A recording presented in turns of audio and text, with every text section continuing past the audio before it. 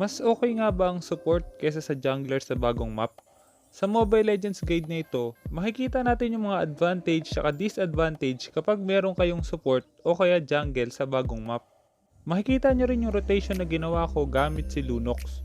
Pero bago tayo magsimula, kung gusto mong sumali sa weekly giveaway, ang kailangan mo lang gawin is mag-subscribe, like mo yung bawat video, tapos i-share mo na rin. Kailangan mo rin i-comment yung ID number mo tsaka in-game name.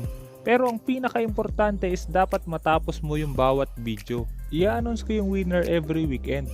Kaya kung hindi ka pa nakasubscribe, hit mo na yung subscribe pati yung notification bell. Okay, let's go! Dahil sa ilang araw akong hindi nakapaglaro, kaya Smurf account muna yung ginamit ko. At dahil bagong season rin naman, dapat i-expect nyo na merong mga mythic players ang nasa Epic ngayon.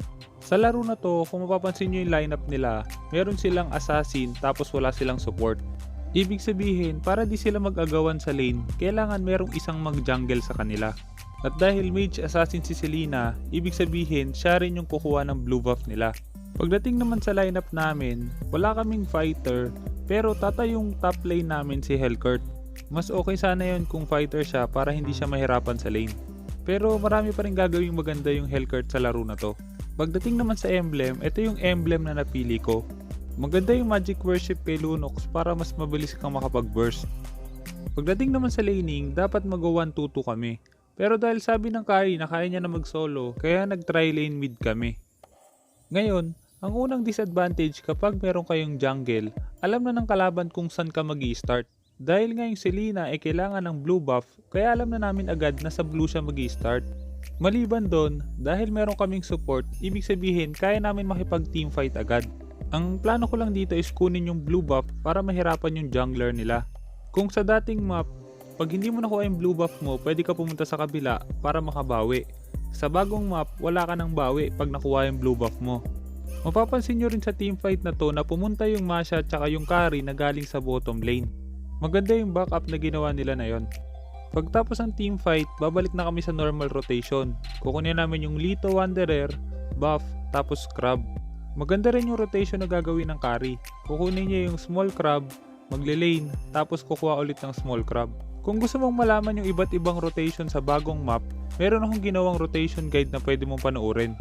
Meron yung part 1 at part 2 para maintindihan mo rin yung mga bagong jungle. Ngayon, ipapass forward na muna natin sa mga boring na parts.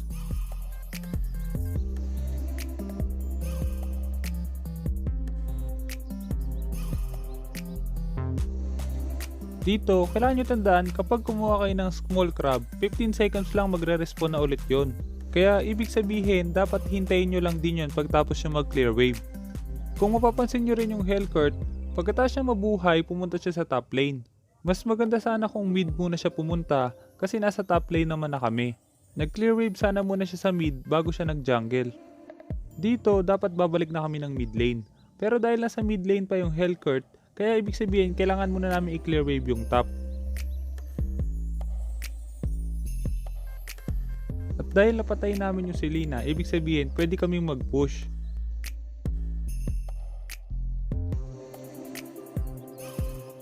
At dahil nga apat kami na nasa top, tapos lamang kami sa teamfight kasi meron kaming support, kaya pwede kaming lumaban agad. Kadalasan kasi sa mga assassin, kailangan muna nila magpalakas bago makasama sa teamfight.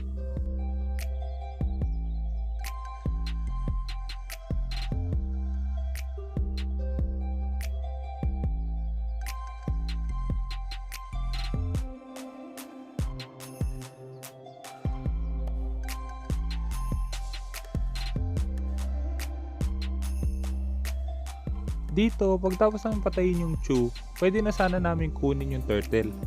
Pero mas maganda bago nyo kunin yung turtle, kunin nyo muna yung Lito para hindi makapag-contest ng maayos yung kalaban. Plano ko lang kunin yung Lito tapos turtle na. Pero dahil nakapag-set ng napakaganda yung Kufra, kaya napilitan akong gamitin agad yung Red Tree para makapasok na agad ako.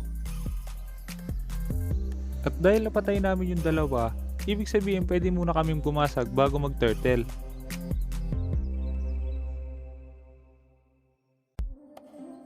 Ang mali ko lang dito, pagtapos ko basagin yung tower, mas inuna ko yung pag-kill. Kaya pati yung mga kampi ko naging aggressive din.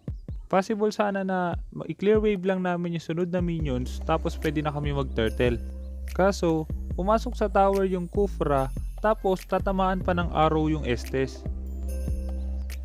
Hindi na ako lumaban dito kasi alam ko na pag pumalag pa ako, possible na mamatay rin ako. Tandaan nyo, dahil kayo yung carry, kayo dapat yung buhay sa teamfight. Kung alam nyong hindi na kaya, iwan nyo na. Kasi pag pinilit nyo pa, masasaktan lang kayo. Nawala sa isip ko yung turtle sa oras na to, kaya medyo delay yung reaction ko. Pero napakaganda ng steal na ginawa ng Hellcurt dito, kaya nakuha pa rin namin yung turtle.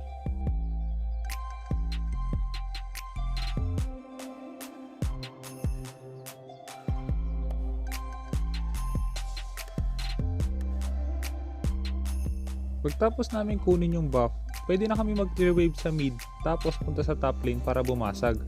Pero dahil laging aggressive pa rin yung kalaban kaya napatay ulit namin sila.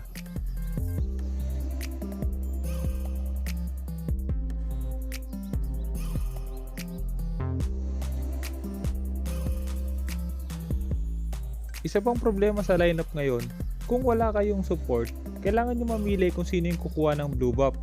Yung assassin ba or yung mage. Hindi din maganda na mag-pick kayo ng mage kung meron ng assassin o kaya naman pipick kayo ng assassin kapag meron ng mage. Kasi mag-aagawan lang kayo sa blue buff.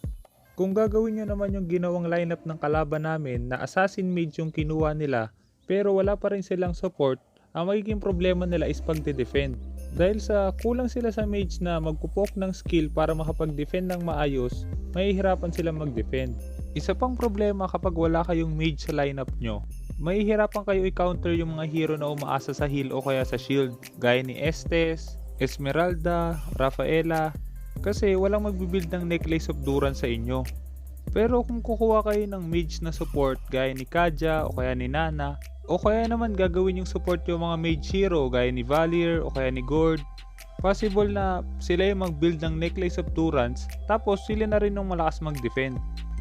Hindi ko talaga gusto na tinanggal ng ML yung isa pang blue buff kasi masyadong nagre-rely sa buff yung heroes nila.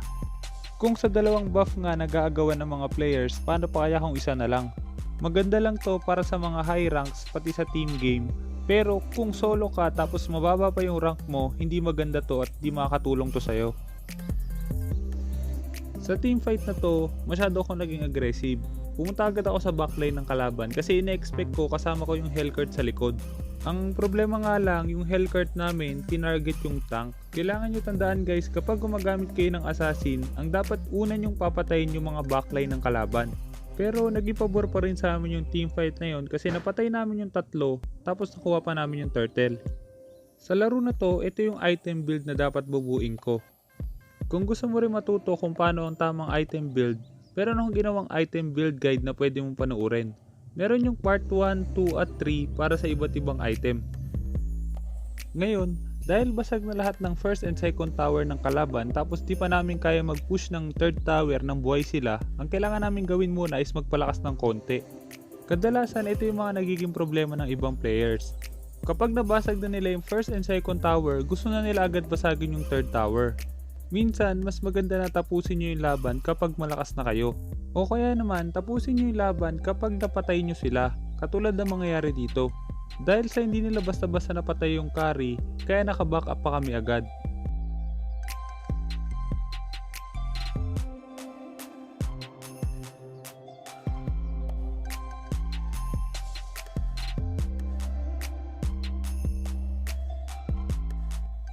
Nung naubos namin sila, pwede na namin tapusin kasi malaki na masyado yung lamang namin. Uumpisahan nyo dapat sa pagbasag ng third tower. Kung hindi nyo kayang basagin yung third tower agad, huwag nyong piliting tapusin agad. Ang pwede nyo gawin, mag-split push sa tatlong lane. Para ma-pressure sila tapos unti-unti nyong bawasan yung tower. Pero dito dahil nga napatay namin sila tapos nabasag na namin yung third tower, kaya ibig sabihin pwede na namin tapusin agad yung laban.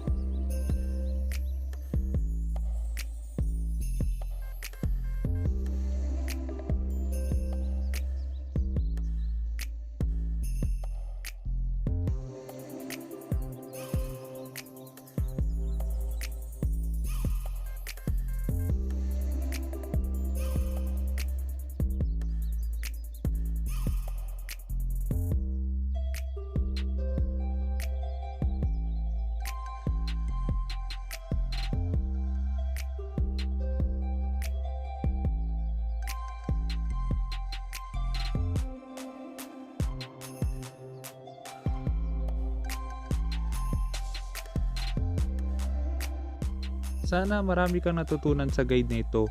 At kung meron kang guide na gusto mong malaman, i-comment mo lang sa baba. Titignan ko kung anong pwede kong magawa para magawa yung guide na yun.